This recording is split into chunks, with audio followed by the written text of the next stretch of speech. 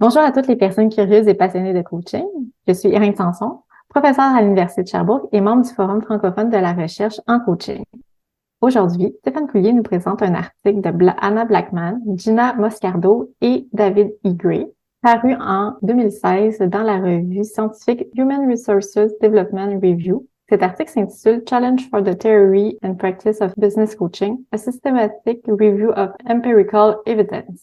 Bonjour Stéphane, peux-tu nous dire de quoi cet article s'agit? Bonjour Irène, cet article est une des premières revues de littérature systématique sur le coaching. Il fait l'état de ce que dit la recherche empirique sur le processus de coaching et sur son efficacité. En d'autres termes, comment le coaching fonctionne et est-ce que ça marche? Oui, en quelque sorte. L'article est de 2016. Est-ce que c'est un peu daté? À l'échelle de la recherche scientifique, cet article est assez récent. De plus, étant donné la rigueur de la méthodologie utilisée, il me semblait intéressant de décortiquer cet article afin d'en extraire ce que nous savions sur le coaching et ce qu'il reste à découvrir. Il est possible que nos podcasts reviennent sur le sujet de l'utilité et de l'efficacité du coaching, car ce sujet est loin d'être épuisé au niveau de la recherche scientifique. Il y a d'ailleurs des articles récents qui prolongent la réflexion sur l'utilité et l'efficacité du coaching. Merci pour ces précisions. Par quoi souhaites-tu commencer dans ta présentation? Je vais d'abord présenter le cadre de l'étude menée par les auteurs. Ensuite, je présenterai les questions de recherche que les auteurs se sont posées et la méthode de recherche qu'ils ont utilisée. Enfin, je partagerai un résumé de leurs résultats sur lesquels nous pourrons échanger. Tout d'abord, je souhaite soulever un point que les auteurs ont relevé lorsqu'ils ont cherché à définir le cadre de leur recherche. Pour conduire leur recherche, ils ont en effet retenu le terme de business coaching, faute de mieux, en précisant que la littérature scientifique parle souvent d'executive coaching, sans que cela réfère uniquement à du coaching de cadre dirigeant. Par défaut, ils ont donc décidé de prendre ce terme de business coaching, trouvant que celui-ci était plus inclusif que celui d'executive coaching. Ainsi, leur revue de littérature systématique se concentre sur le coaching en milieu de travail, quelle que soit la cible, que ce soit un exécutif, un gestionnaire, une équipe. Donc, ils ont exclu la littérature sur le coaching de vie ou le coaching sportif, par exemple. Tout à fait. D'ailleurs, pour te partager une anecdote, lorsque j'ai commencé à m'intéresser sérieusement à la littérature scientifique sur le coaching, j'ai été très surpris de la diversité des mots associés au coaching. Ce mot de coaching est à ce point galvaudé qu'il est souvent nécessaire de l'associer à un qualificatif afin de mieux comprendre à quel type d'activité il réfère. D'ailleurs, je me suis amusé à faire un petit exercice pour valider cette perception en analysant les 200 articles scientifiques les plus cités ayant le mot coaching dans leur titre. Et qu'est-ce qui en est ressorti? Cette analyse a fait apparaître 47 combinaisons différentes en association avec le mot coaching. 47. Wow, 47 sur 200 titres. Peux-tu nous donner des exemples? Oui, parmi ces combinaisons, il y en a que nous connaissons tous, tels que le coaching exécutif, le coaching de gestionnaire, le coaching de santé, le coaching sportif, le coaching en milieu de travail, qui dans les articles s'appelle workplace coaching. Mais il y a également des associations moins usuelles. Le coaching narratif, par exemple, le coaching de parents, le coaching téléphonique, le coaching des émotions, ou des associations référant à des sujets émergents tels que le e-coaching, le coaching de supervision, le coaching de groupe, et j'en passe. Quoi qu'il en soit, j'ai interprété cette diversité par la faiblesse et l'insuffisance du mot coaching pour exprimer une idée suffisamment claire pour que le mot se suffise à lui-même. Tu abordes là un vrai sujet qui contribue à la confusion qui peut exister autour de l'activité de coach professionnel. Ta petite analyse est vraiment éclairante. D'ailleurs, le mot coaching est à ce point dans le vocabulaire courant de tout le monde que tout le monde utilise dans la vie de tous les jours. Revenons sur le cadre de la revue de littérature conduite par les auteurs. Elle concerne donc des articles qui parlent de coaching en milieu de travail, quel que soit le nom qu'on lui donne, quelle que soit la cible du coaching, c'est-à-dire des leaders, des gestionnaires, des employés, des équipes, et enfin, quelle que soit l'approche de coaching et les techniques utilisées. Avant d'exposer la méthode, les objectifs et les résultats de leur recherche, je souhaite te partager leur analyse de l'état de la recherche sur le coaching. Où en est-on? Intéressant. Alors, où en est-on? Blackman, Moscardo et Gray, s'appuyant sur les travaux de Passmore et Filreal-Travis, font état de 3 étapes dans l'évolution de la recherche en coaching. La première, avant les années 2000, pendant laquelle la recherche sur le coaching s'est avant tout intéressée à définir et à délimiter le phénomène du coaching. La deuxième période se caractérise par un développement d'études empiriques visant à mesurer l'efficacité du coaching et à développer des théories propres au coaching. Au cours de cette période, se sont développées les premières revues scientifiques spécialement dédiées au coaching. Enfin, la troisième période, à partir des années 2010, a vu l'émergence de méta-analyses permettant de faire l'état du savoir sur le coaching. Ceci est un très bon indicateur de la vitalité d'un domaine de recherche, avoir suffisamment de matière pour faire un état des savoirs à un moment donné. Donc, si la pratique du coaching reste très en avance de la recherche sur le coaching et que les tentatives de démontrer l'efficacité du coaching ou de développer des théories propres au coaching ont des succès plutôt mitigés, il n'en demeure pas moins que la recherche sur le coaching a considérablement progressé au cours des 30 dernières années, que ce soit en termes de quantité et de qualité des publications sur ce sujet. Tu dis que les tentatives de développer l'efficacité du coaching ont des succès plutôt mitigés. Oui, les méta-analyses laissent entrevoir que la recherche en coaching montre que le coaching aurait des effets positifs. Mais les méthodes de recherche ne sont pas assez solides pour que ces résultats soient généralisables. Il reste donc de quoi occuper quelques générations de chercheurs. Oui, en effet, ce ne sont pas les questions non élucidées qui manquent sur le coaching. Tu voulais nous parler de la méthode de recherche utilisée par les auteurs? Oui, rapidement. Et cela va nous conduire à leurs questions de recherche. Les auteurs ont donc conduit une revue systématique de littérature. Ce type de revue de littérature devient à la mode dans la recherche en sciences sociales, alors qu'elles sont courantes dans les domaines de la recherche en médecine et en psychologie notamment. Autour d'une question de recherche définie, ce type de revue de littérature vise à faire l'analyse critique et systématique des études empiriques existant sur le sujet, en suivant une méthode de travail explicite et transparente afin que les choix et les différentes étapes de l'étude puissent être reconduites à l'identique. Ce n'est pas le cas de toutes les revues de littérature. Oh que non. La majorité des revues de littérature sur le coaching sont narratives ou thématiques et le cheminement qui a conduit à choisir tel ou tel article ou à en exclure d'autres est souvent beaucoup plus opaque. Et alors, quelles sont les questions de recherche qui ont guidé la revue de littérature des auteurs? Elles sont au nombre de 5, mais je ne présenterai que les 3 qui me semblent les plus intéressants. Première question. Est-ce que le coaching, étant entendu que l'on parle de business coaching ici, est un outil de développement efficace et si oui, dans quel domaine? Deuxième question, est-ce que le coaching est plus efficace que d'autres techniques de développement? Troisième question enfin, quels facteurs contribuent à l'efficacité du coaching? À partir de ces questions, les auteurs ont retenu 111 études empiriques, incluant 54 études de cas, 34 études quasi expérimentales, mais sans groupe de contrôle, et enfin 23 études dans lesquelles le coaching était combiné avec d'autres méthodes de développement, essentiellement des formations. Les auteurs soulignent que la majorité des 111 études ont été réalisées avec des petits échantillons et que le cadre conceptuel et ancrage théorique utilisés sont souvent implicites ou inexistants. Et alors, venons-en aux faits. Je suis impatiente que tu me dises ce que les auteurs ont répondu à ces 3 questions.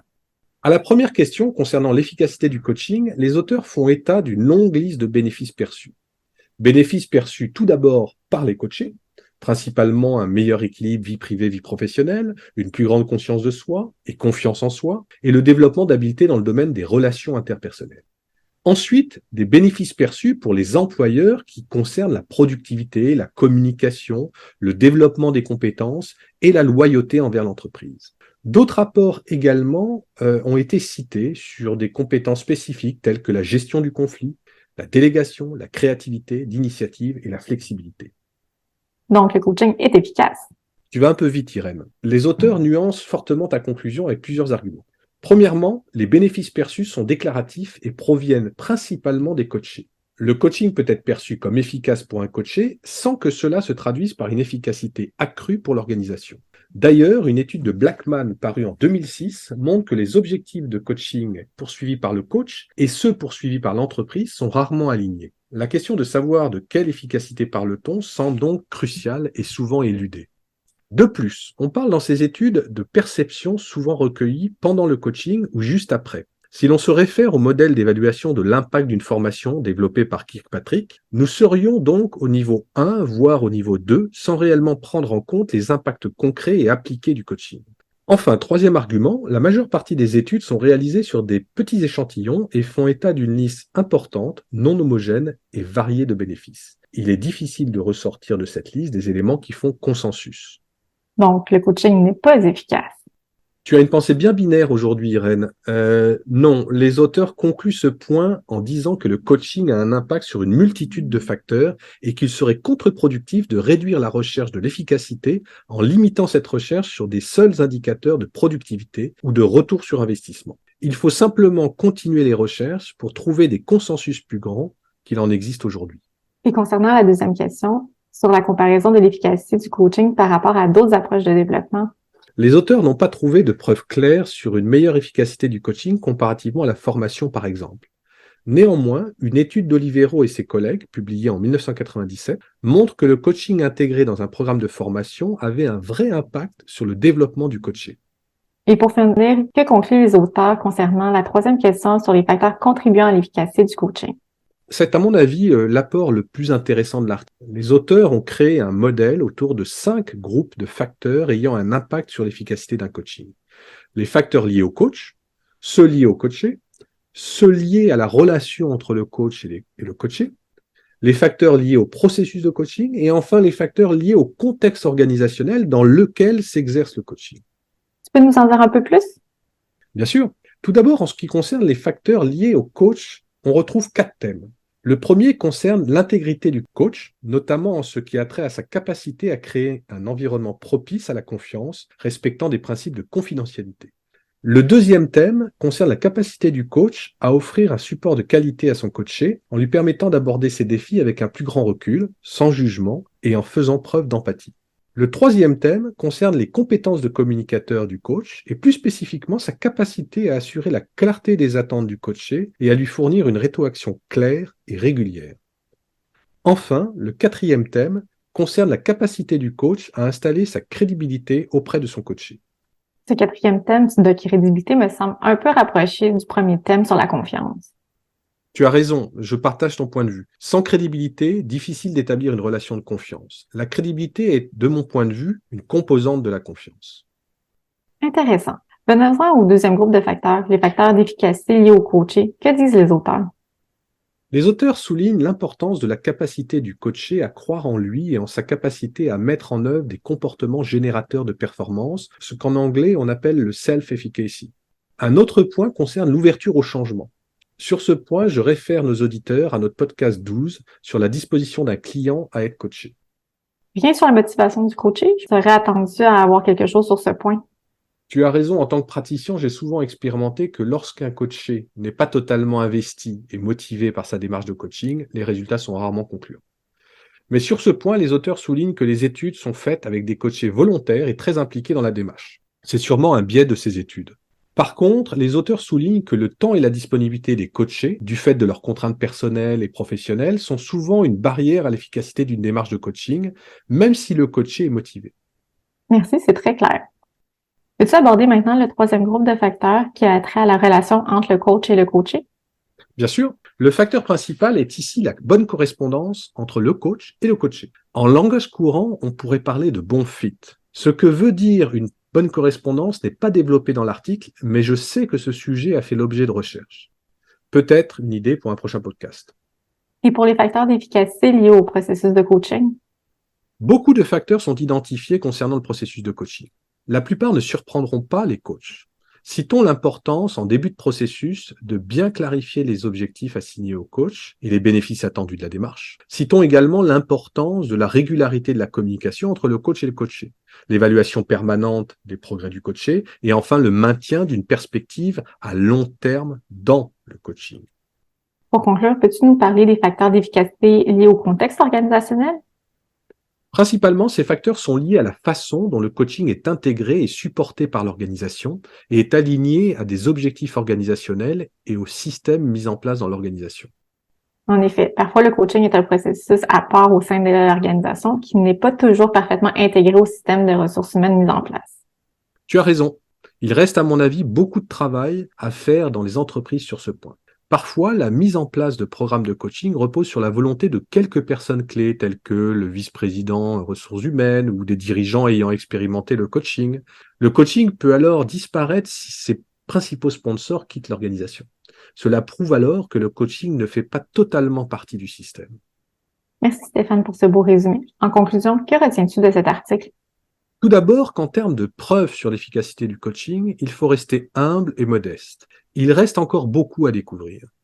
Et si chacun d'entre nous peut avoir son idée sur un coaching qui fonctionne et un autre qui ne fonctionne pas, il est utile de s'appuyer sur la recherche pour faire un point régulièrement sur ce sujet. D'autant plus que la recherche en coaching est assez prolifique sur ce thème. Il faudra également sûrement que des recherches longitudinales se multiplient afin de mieux comprendre l'impact du coaching sur le long terme. Quoi d'autre? Un autre point qui me semble intéressant est l'idée même d'efficacité du coaching. De quelle efficacité parle-t-on? Pour le coaché? Pour l'entreprise? Ou encore, et c'est un sujet très actuel, l'efficacité pour la société. Le coaching a-t-il un rôle social? Je réfère à nos auditeurs à notre podcast 11 qui aborde ce sujet.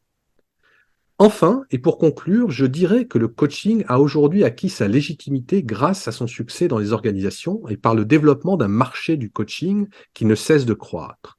Afin d'aller plus loin et de consolider sa légitimité au sein de la grande famille des activités d'accompagnement en milieu de travail, il est indispensable que les recherches se poursuivent afin de mieux comprendre pourquoi et comment le coaching marche. Je te remercie Stéphane pour cette synthèse et au plaisir de te retrouver bientôt. Pour les auditeurs qui veulent se référer directement au texte présenté aujourd'hui, vous trouverez la référence complète dans la description du podcast. Au revoir.